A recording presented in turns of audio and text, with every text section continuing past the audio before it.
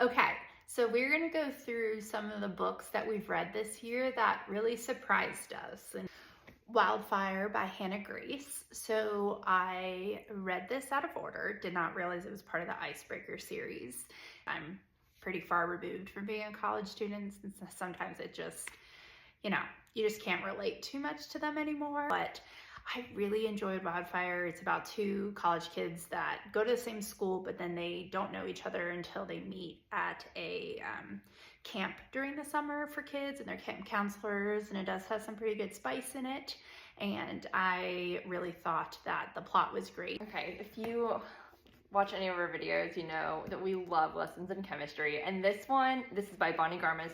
This surprised me so much because I'd heard that it was good, but it was about a woman who's a chemist who has a cooking show, and neither of those things sounded very interesting to me.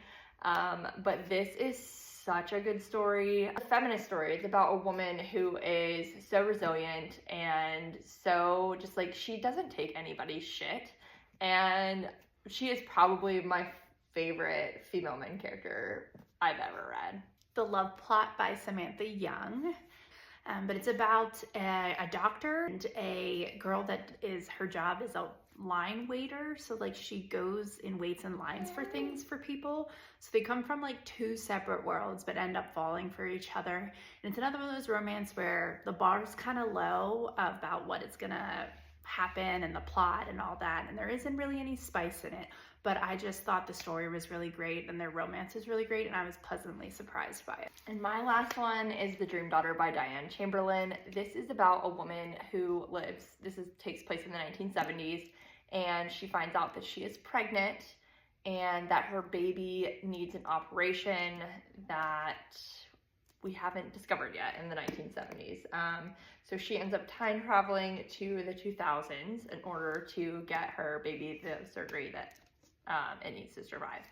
And the whole time traveling, a little bit of sci-fi aspect wasn't super interesting to me, but this is such a beautiful story about mother and daughter relationships. On a Flight to Sydney by J.A. Ford. This is a story about a guy who moves to Sydney, Australia after a breakup and just decides he's going to hang out with his best friend that lives there and just live the single life.